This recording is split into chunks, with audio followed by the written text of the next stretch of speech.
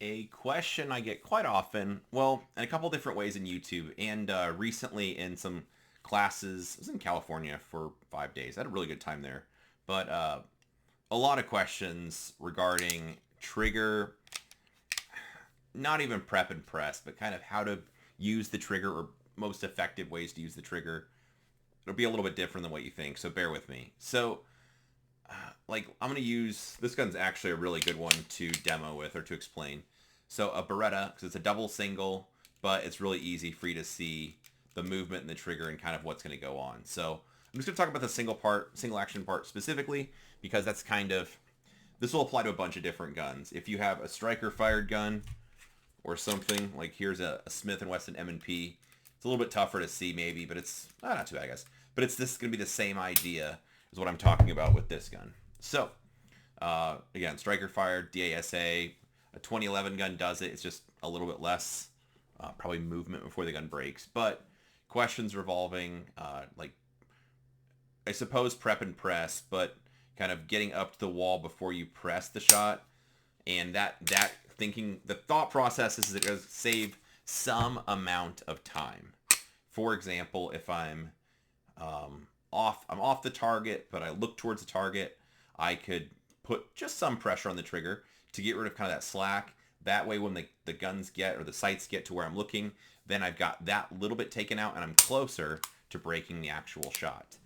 I don't think anybody that's very smart would advocate doing that on the draw, just for a safety issue. So I wouldn't, just to be clear, I think it's a particularly bad idea to be pulling the trigger when you're on the way out to the target.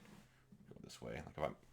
Well, we could do it better. But while the gun's coming up to the target, starting to pull the trigger to have it ready. Or if you have a DASA gun on the way up, trying to pull partway back to have it ready by the time it gets to eye line. That's quite a safety issue, so not a fan of that at all. But kind of with everything else. So if I'm moving around and I decide I want to shoot as I'm kind of bringing the gun up, I could get some of the slack out of the trigger. Or while I'm refining the sight picture, so the sights are kind of floating around the target, pull some of the slack out, stop. That way when the sights finish moving around, I could press the trigger. So, the technique I advocate for is just, well, it's that trigger control at speed drill. I've talked about it quite a few times here. But at a broad stroke, what happens is you're going to have a different finger starting position.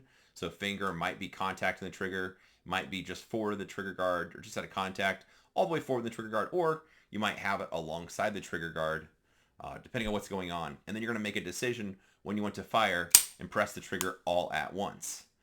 So that's a bit of a difference from deciding you want to fire or while you're aiming, pressing to get to this part and then pull the rest. The reason I advocate for that method I was describing, where I don't touch the trigger until I want it to go off, one is for a safety aspect. I work with a fair amount of military and law enforcement. I just think it's a particularly bad idea to tell somebody to be touching the trigger in any way when you're not, sights aren't on target and you're ready to fire shots. Whether it's, I don't do anything cool, a real life thing, or just shooting competitively, I wouldn't want to accidentally fire the gun when I don't mean to. The other difference is the amount of time spent normally to pull past this stuff and get to where it stops. It's just wasted time. And then, so not only the time that it takes to stop and get to that, then pull the rest. Also, sometimes people will pull through that, get to the wall where they think it should be. They do some aiming, and then when they decide it's time to go, they kind of go now on the trigger, which then influences the gun. So the process I like is not touching the trigger at some point, then at the next point you just start touching the trigger. But when I do, it's kind of going to be all in one motion. So if the target is a small target, let's say it's like a B8 style bullseye at 25 yards, the rate at which I press the trigger, depending on your skill level, might be a little bit more like this, where it's like 1, 2, 3, 4, 5 pounds. At some point it goes off. Might be a little bit quicker. 1, 2, 3, 4, 5. 1, 2, 3, 4, 5, where I'm just kind of rolling on the pressure. 1 pound, 2 pound, 3 pound, 4 pound, 5 pounds, and at some point it'll go off. The reason I don't like the other technique is I go 1, 2, then it's like 6 pounds, or whatever amount of input you put in to get to go the rest of the way. Normally people have sympathetic movement and they kind of clamp down on their hand or push into the gun. Let's see. So this was one of the questions that I just bookmarked. It said, could you explain the reason behind the trigger control at speed drill. I thought you wanted to find the wall. I'm also new to taking pistol drills seriously and would like to learn. So a number of different ways this question's been asked. That was just one of them I grabbed.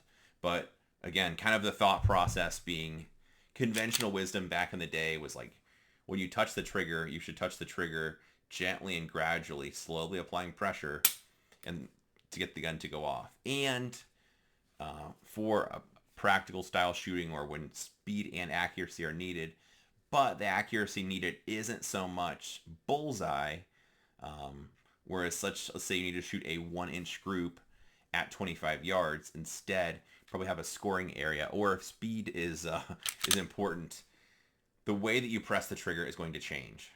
So based on what the sight needs to look like before you start shooting, and I'll just call it the level of care that you need to take when you press the trigger, that might change. Not to get too granular in the details, but broad stroke, like I said, a smaller target at distance or a partial target. Maybe I roll on the pressure, 1, 2, 3, 4, 5. A little bit quicker, 1, 2, 3, 4, 5. 1, 2, 3, 4, 5. But then if it's a closer target or something that I perceive to be lower difficulty, then I could roll on that pressure more immediately, 1, 2, 3, 4, 5. And it still might move the gun just a little bit depending on your ability and how far the target is and all that kind of stuff. So while you work on this drill in dry fire, again, the way I like is just finger, could be touching the trigger, but just slightly out of contact. I'm sorry, that didn't make any sense. Either the trigger, your finger just slightly, like resting on the trigger, or completely out of contact. So finger all the way forward in the front of the trigger guard. Either one of those start positions are going to be, I think, applicable for most people. And then when you react to a beep or buzzer, or you just decide to go now, the goal is then to press the trigger immediately without having any other part of your hand clamp up or push into the gun. It's kind of how I think you unlock the next gear as far as marksmanship goes, compared to kind of relying on that prep and press thought process. Because like I said, it can get you there. It's just a lot slower because of how much time it takes to you could say while the gun's recoiling or while you're transitioning the targets. It takes some amount of time to pull this out and stop. And then once your sight looks good, you press the rest. Instead, I separate the two. So I'm looking for the appropriate sight picture to fire.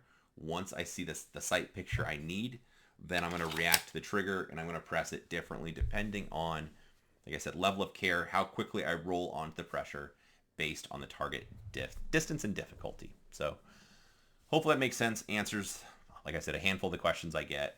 But if there's any specific detail you have more questions about, please feel free to drop it down below in the comments.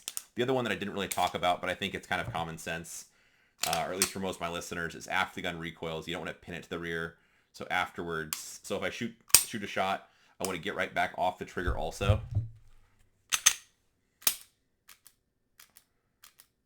So I'm trying not to pin the trigger to the rear as it cycles, let it out to click, and then press it again, just because that's too slow for rapid fire shooting also. But if you want me to get more into that also, feel free to drop a comment and I can explain that in more detail also. So anyway, hopefully that gives you something to think about. The drill's quite a good one for working on your training, but if you have any other questions, feel free to drop them below. I'll do my best to read through the comments and answer your questions. So appreciate you watching. Like, share, subscribe, all that garbage. Have a good day.